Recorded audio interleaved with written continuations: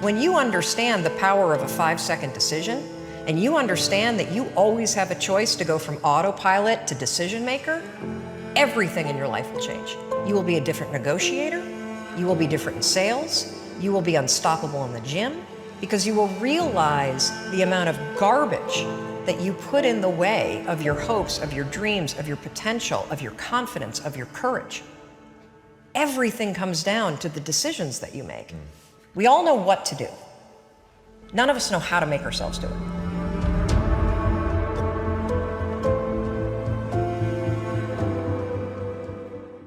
I wanted to change my life.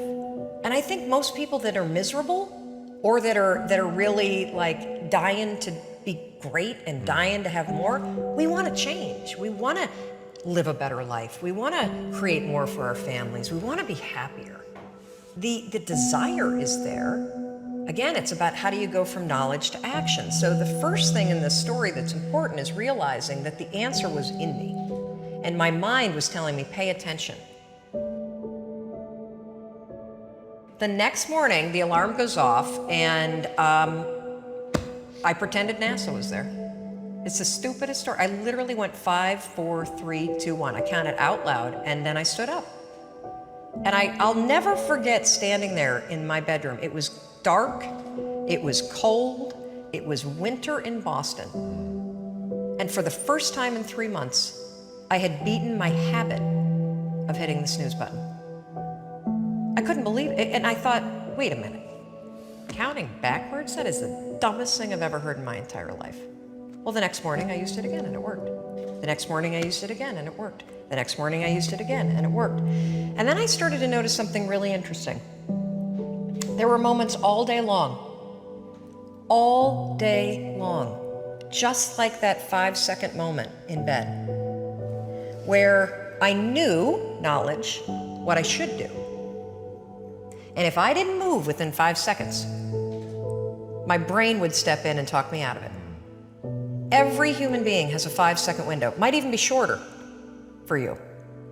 You have about a 5-second window in which you can move from idea to action before your brain kicks into full gear and sabotages any change in behavior. Because remember, your brain is wired to stop you from doing things that are uncomfortable or uncertain or scary.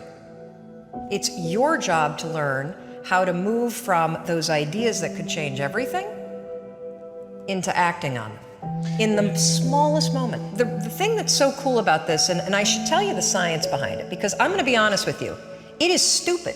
Had I ever thought that I would find myself 8 years after discovering it, spending my days telling people about the 5-second rule? First of all, I would have picked a different name, because it reminds you of the one where you have to like pick up food within 5 seconds off the floor, right?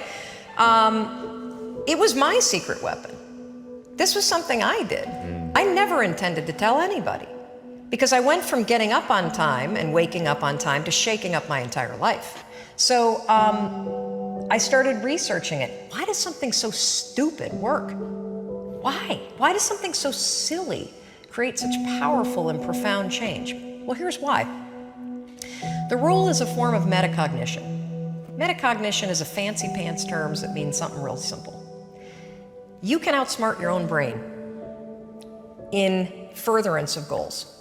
Agreed. There are tricks that you can use that actually outsmart the tricks your brain plays on you in furtherance of a higher purpose.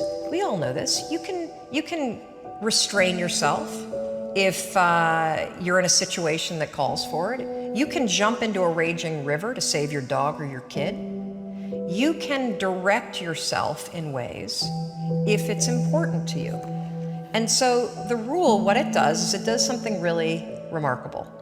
When you count backwards, 5, 4, 3, 2, 1, what you're actually doing is you're interrupting what researchers call habit loops that get encoded as closed loop patterns in your basal ganglia. That's the part of the brain where your feelings, where your emotions, every habit that you have, which is nothing more than behavior that you repeat that you don't even think about.